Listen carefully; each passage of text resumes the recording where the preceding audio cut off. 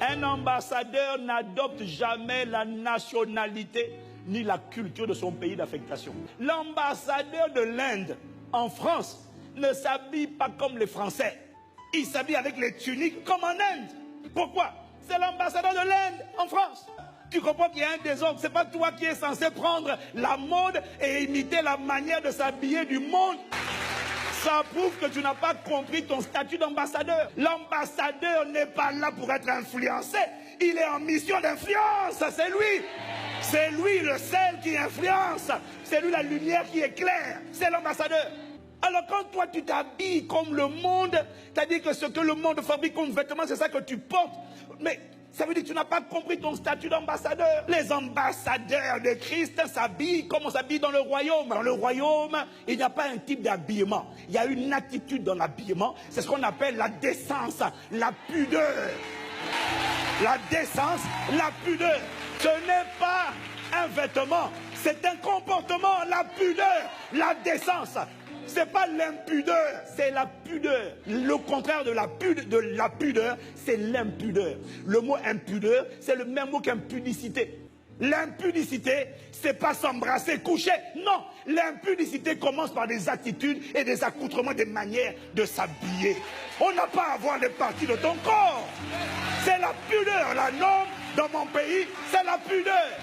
Comment peux-tu venir? Et c'est même pas venir à l'église, c'est même dehors. Ton habillement, on dit, tu représentes un pays. On appelle le royaume des cieux. Ton habillement doit être un habillement de décence et de pudeur quand même. Ta jupe debout, ta tenue debout arrive juste au-dessus, même pas la moitié de la cuisse. Ça, c'est quand tu es debout. Maintenant, quand tu t'assieds dans les transports, quand tu t'assieds dans les transports, c'est quoi? Parce qu'il fait chaud. Nous tous, on a chaud.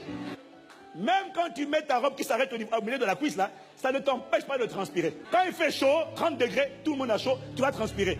Comme disait Pasteur Tsonasi, tu n'as pas à montrer la pudeur. Tes chikwang, là, manioc, là, cache ça. Tu n'as pas la culture. Il n'y a pas un habit. Il y a une attitude. Tu ne peux pas aller prendre...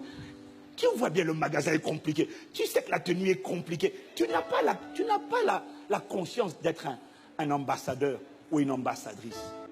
Toute personne qui t'approche, qui est intéressée par toi, parce que tu lui as montré une partie de ton corps, ne te respectera pas. Il te prend pour un morceau de viande. Maintenant, après, quand il va te traiter, il va te parler comme on parle à un chien ou à une chienne. Parce que c'est de la viande en réalité.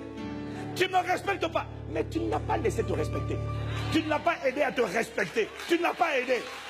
Habille-toi avec dignité, avec pudeur. Respecte-toi toi-même, avec décence. Il n'y a personne qui, quand ma femme passe, il n'y a personne qui va faire... Personne. Ça, c'est un sifflet. C'est pour les oiseaux. Donc, ça veut dire qu'il te prend pour un oiseau. C'est quoi? Tu es un oiseau. Tu es un être humain créé à l'image de Dieu qu'on traite comme un oiseau. Et toi, ça te fait plaisir. Moi, je suis désolé. Un homme vertueux, quand il a vu ça, il ne te respecte pas. Il n'a même plus envie. Quand tu montres ce que tu ne dois pas montrer, celui qui va t'approcher, ce n'est pas un homme intègre. Un homme intègre va fuir ce genre de personnes. Celui qui s'approche là, sache que c'est déjà un faux type.